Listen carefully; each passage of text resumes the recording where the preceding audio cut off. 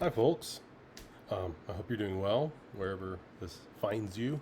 I just wanted to throw together just a quick video to kind of touch base, to take stock of things a little bit, let you know what's going on, um, and hopefully to also hear back from you all, kind of see how you're doing. So you're probably in the same boat as me. Every term, it blows me away how quickly it goes, but hard to believe it's week 7 already, and so. Um, following sort of through Canvas that given the sort of generic progression, the way things are laid out in terms of kind of where the milestones ought to be, those sorts of things.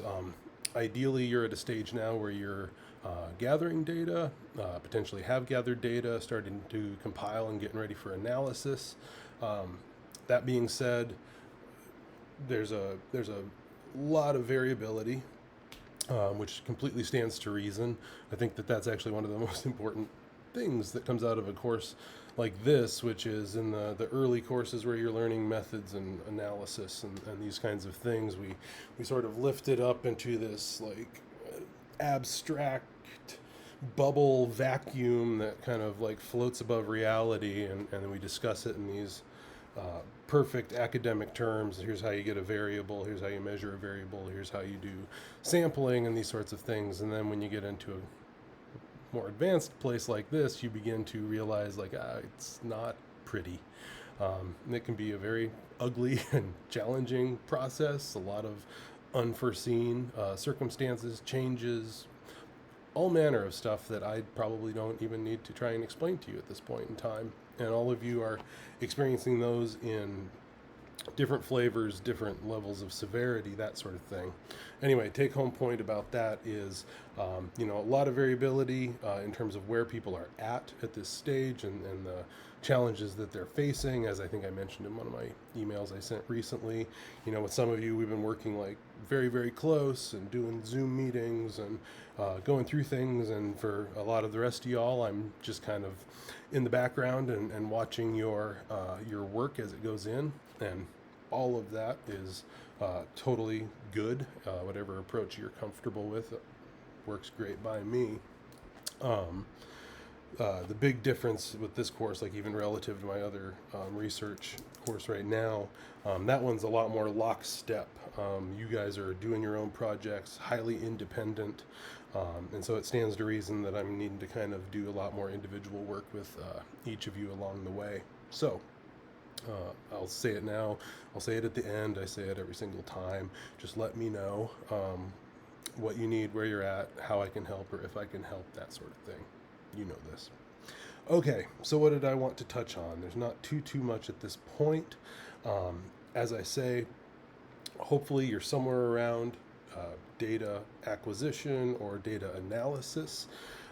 Given the kind of project that you have, given your variables and your methods, all this sort of thing, it's going to, once again, I mean, vary tremendously for each of you.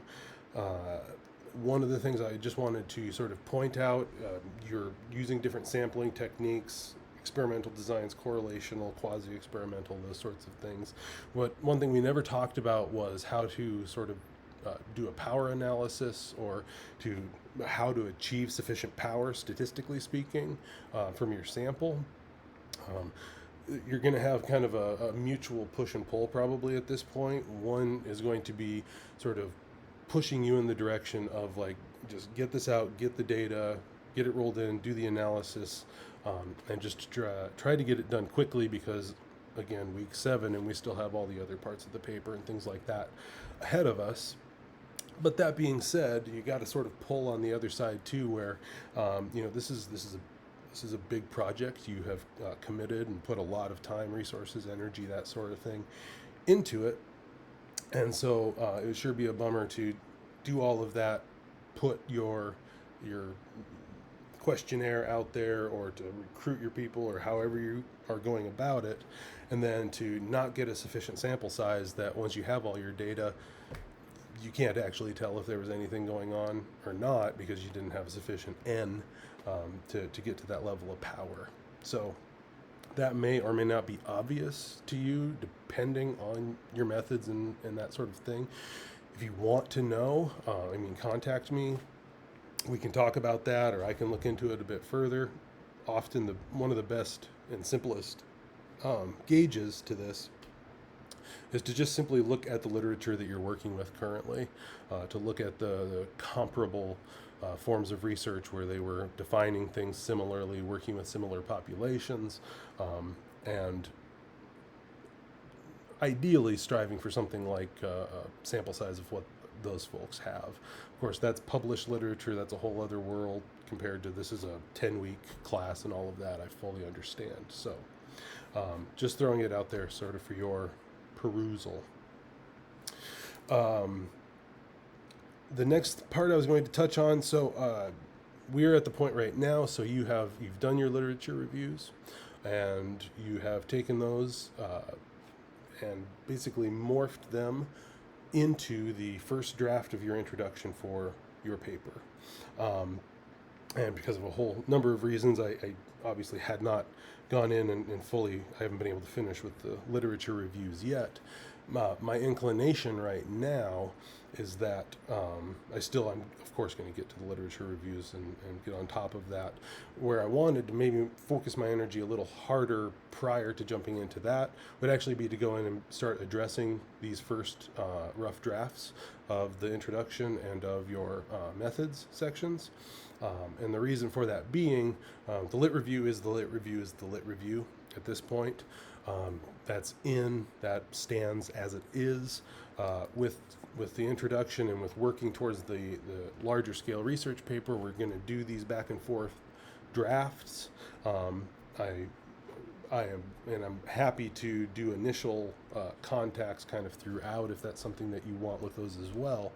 But take home point being that you're going to probably benefit a lot more from feedback that I'm giving you on the paper that is in progress than you are looking at feedback on something that's already done and gone and in the background. That's not to say it wasn't important, of course, but hopefully that led to a nice coherent introduction that you got put together. And from what I'm seeing so far, they're looking like excellent. So keep an eye out for that. I'm working on it right now. I will be getting the introductions to you and then hopefully diving into methods, getting those to you as well. I anticipate probably starting to hear quite a bit. It's often at this point when the data are rolling in and when we're starting to think, oh my God, analysis, statistics, that kind of thing. Some people get really, really excited. Other people have small panic attacks, that sort of thing. Don't have panic attacks.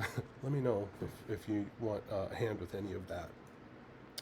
But outside of that, let's see. I don't think I had anything else really specific I wanted to say. Like I said at the beginning, I really just kind of wanted to touch base.